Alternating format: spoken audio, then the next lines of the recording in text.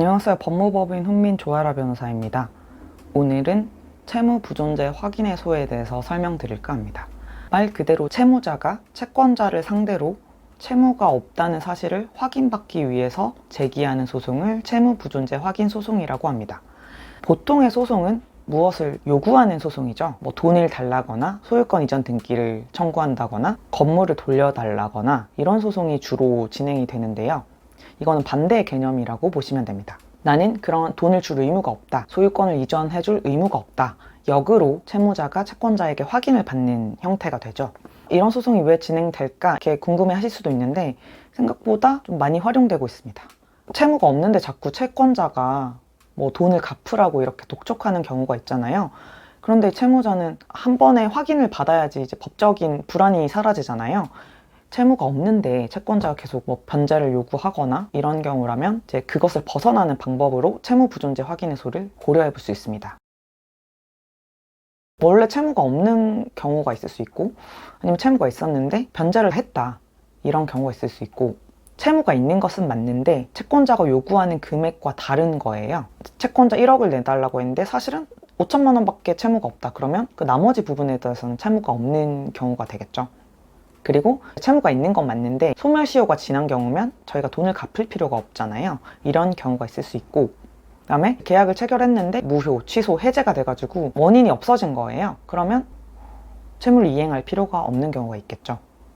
그리고 또 채권이 다른 사람한테 양도가 됐거나 채무를 다른 사람이 인수를 해서 내가 이 사람한테 돈을 갚을 필요가 없게 되는 경우가 있잖아요. 그런 경우라면 또 채무가 없는 경우가 되겠죠. 그런 경우라면 채무 부존재 확인 소송을 제기하게 됩니다. 그리고 여러분들이 좀 많이 볼 수 있는 것 중에 하나가 예를 들면 교통사고가 났는데 계속 치료를 받으면서 보험사에 치료비를 청구를 하잖아요. 근데 2, 3년 이렇게 치료를 받을 필요도 없는데 치료를 받고 있다. 이렇게 되면 보험회사에서 돈을 지급을 중단하고 채무 부존재 확인 소송을 제기하는 경우를 가끔 보실 수가 있습니다. 이런 게 주변에서 보실 수 있는 사례라고 하실 수가 있고요. 그 외에도 되게 많은 경우에 채무 부존재 확인 소송이 이용이 되고 있습니다. 채권자가 독촉을 하는 경우에 그냥 계속 기다리시는 것보다 이제 법원의 판단을 받아서 그 근거로 더 이상 나에게 독촉하지 말라 이렇게 하실 수가 있는 거죠.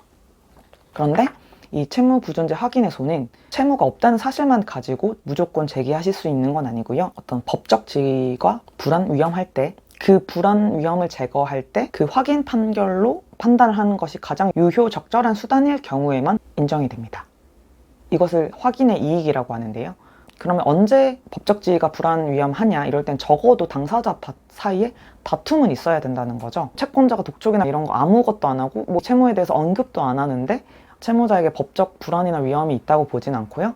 계속 변제를 하라고 요청을 한다거나 아니면 채무 액수에 계속 다툼이 있었다거나 아니면 가압류를 해가지고 재산에 보전 처분을 했다거나 이런 경우여야 한다는 거죠. 적어도 당사자 사이에 다툼은 있어야 되는 거고 이 다툼이 전혀 없다. 채권자가 어떤 제스처도 취하지 않는다. 이런 경우라면 법적 지위에 어떤 불안 위험이 존재한다고 할 수 없어서 확인의 이익이 없다고 볼 가능성이 굉장히 높은 것이죠. 내가 채무를 갚을 필요가 없는데 채권자가 계속 독촉을 한다. 이런 경우라면 채무 부존재 확인해소를 한번 고려해 보시는 것을 권유드리겠습니다. 이상입니다.